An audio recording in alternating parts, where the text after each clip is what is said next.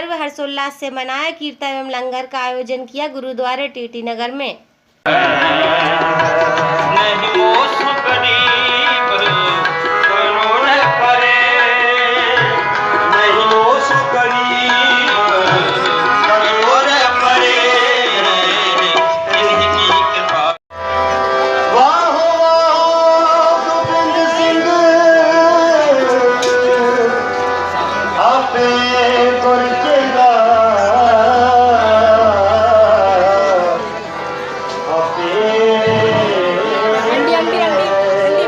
ये पर्व 1699 को गुरु गोविंद सिंह जी महाराज ने आरंभ किया था, क्योंकि 700 साल से यहाँ पे इस देश में मुग़लों का राज चल रहा था और उसको समाप्त करने के लिए हथियारबंद फ़ौज चाहिए थी। उनका मुकाबला करने के लिए कुछ सशस्त्र सिपाही चाहिए थे, ट्रेन लोगों को करना था।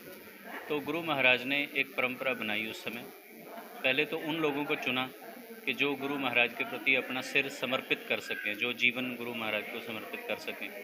तो वैसाखी पर्व पे 5 प्यारे, भाई दया सिंह जी, भाई धर्म सिंह जी, भाई हिम्मत सिंह जी, भाई मोकम सिंह जी, भाई साहिब सिंह जी, ये 5 अलग अलग धर्म और जातियों से थे।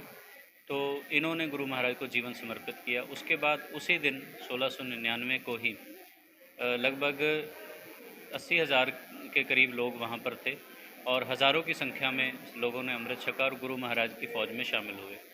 तब से फिर मुग़लों के साथ जंग प्रारंभ हुई और इस देश को मुग़लों से आज़ाद कराने के लिए एक संघर्ष जो था वो प्रारंभ किया गया। तो गुरु गोविंद सिंह जी महाराज ने एक नया रूप और एक नई पहचान इस पंथ को दी थी। तो जैसे कि आप इन 5 प्यारों के नाम में भी है, जैसे पहला नाम दया है तो खालसे में दया होनी चाहिए। दूसरा नाम धर्म है, जहाँ पे दया है वहीं धर्म होता है। और धर्म को बचाने के लिए हिम्मत, तो तीसरे प्यारे का नाम हिम्मत सिंह जी है। और धर्म को प्रपक्क रखने के लिए, पक्का रखने के लिए मुहकम यानी दृढ़ता चाहिए। और जब ये 4 गुण मिलते हैं तो आदमी फिर परमात्मा में लीन होता है, यानी साहिब का रूप हो जाता है। तो ये 5 रूप भी हैं और इसी को धारण करने के लिए, इसकी पहचान के लिए हमें 5 ककार दिए। केस परमात्मा की तरफ से ही आते हैं और उसको संभालने के लिए कंघा, कड़ा जो हाथ में पहना जाता है। तो इसके प्रारूप में ये है कि हम जैसे कड़ा पहनते हैं तो वहम भरम और बुरे कामों से ये हमें रोकता है। और कछहरा और कृपान आत्मरक्षा के लिए है और गरीबों की रक्षा के लिए है। तो इसलिए ये पर्व बड़े पुराने समय से इस भारत के देश में मुग़लों से आज़ादी के लिए एक शुरुआत की गई थी, जो गुरु गोविंद सिंह जी महाराज की मेहनत के सदका ही संभव हो सका। तब से ये परंपरा जो हमारे देश में मनाई